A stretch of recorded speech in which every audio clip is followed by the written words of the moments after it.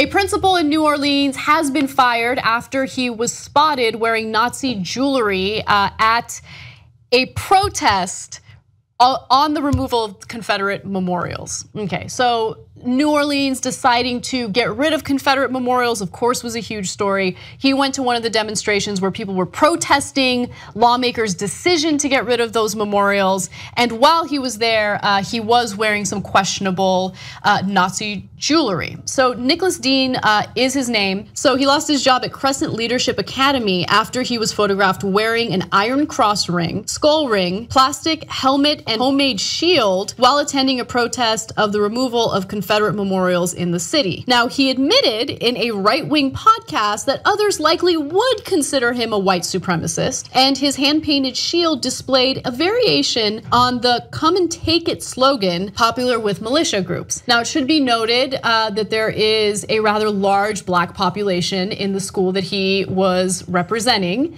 and so it's a little problematic if he is proud of wearing, Nazi paraphernalia. He says, "If I've made a mistake in any of this, it's not that I went to the memorial and had my photograph taken near a Confederate flag. It's not that I was wearing a skull ring or an iron cross ring. It's not the mistakes that I made. There's nothing wrong with those things. The mistake that I made was believing that multiculturalism, diversity, ethnic pride, or heritage applied to me too." So you see, guys, he's really the victim here, okay? Because he's not allowed to parade around with his Nazi jewelry without some consequences, especially if he's a principal that, represents a school with black students. It's unfair, poor thing.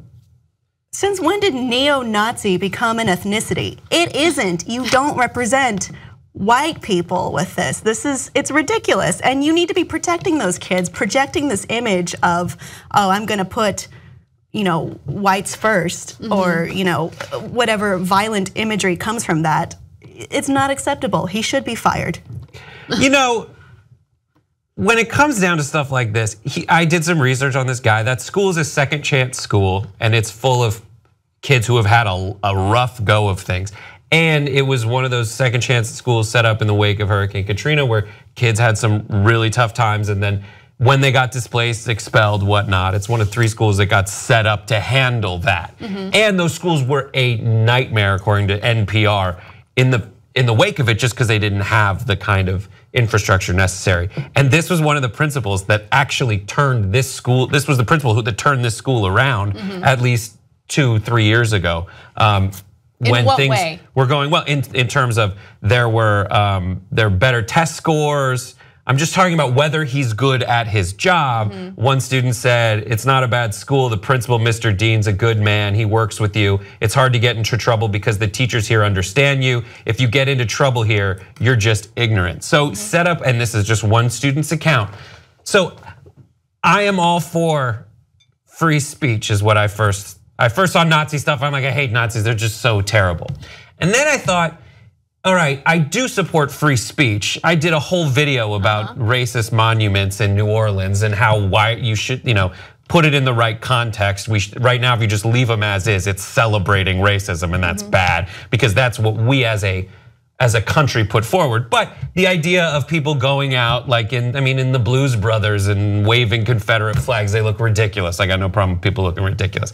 But the fact that he is around so many children, that is the qualifier that tips me on the side of like, this guy, we can't put someone who is so stupid that he would put himself out there in that way, be around kids. But it's not, I didn't just hear Nazi jewelry, Nazi inspired jewelry, which wasn't like flying a swastika, and say like he shouldn't have this job. I think it's more nuanced than that. And if he was like, if he dispatched U-Hauls, I would say, let him do that. I don't care. He can still be a Nazi. But being around kids, it's a tough one. Well, because they need someone to help them, and they're still in very formidable years where they're learning about things. They don't need to be learning, oh, my principal is against me. I should be scared. I should feel like I'm not good enough. I'm not first class in this person's eyes or these people's eyes. Yeah. The school is not there to teach you that. There's enough of that in the real world.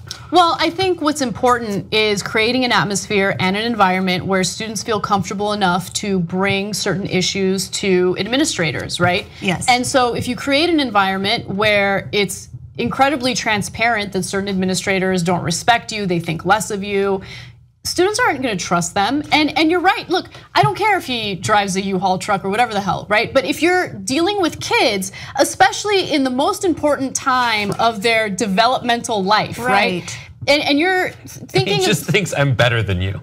It's just, but I think it goes further than that. I think it goes further than that. You can't like be scaring them in their school. Yeah, especially if it's the type of school that tries to give disadvantaged kids a shot at life, right? I would much rather have someone, I guess, less biased teaching or administrating in that role. Yeah. He said it's weird. It's another one. It's similar to the suicide note from the War Machine guy. Just like seeing things that seem like super woke, but just fundamentally misunderstand what he thinks he's so enlightened about. I started seeing how the black community looked at each other and how race and tribe is so powerful for them, and I really respected that. Even though they fight a lot, kind of tribally, there's a sense of unity among blacks that's just understood. That's when I began my own kind of identity, if you will, quest. It's like, oh, that's like, it sounds like a compliment, but it's really not. Yeah. I don't know. Yeah, but no. I don't think it's super cut and dry. Like I get the idea of like when you're not at work, go do your own thing, but you still now are in the news as an example to the children that you are supposed to have some kind of authority and credibility with. I think what's interesting is that he's a principal, and people don't just get jobs as principals right out of college, right? You become a principal after years of experience as an educator.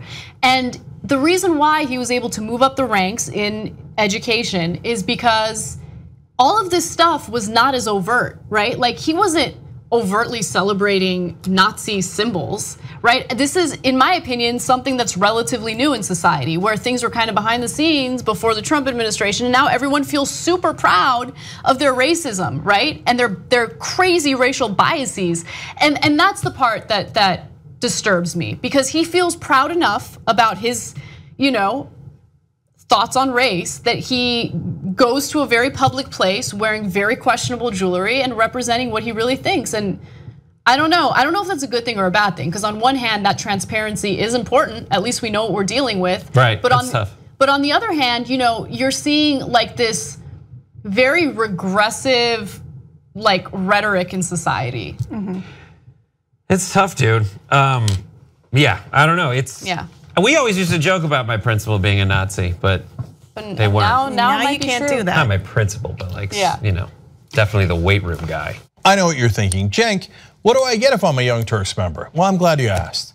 Not only do you get the whole 2-hour show on demand anytime you want, ad-free, but you get 6 podcasts on top. What are they? Join up, find out, they're amazing. You're gonna love these shows. TYTnetwork.com/join.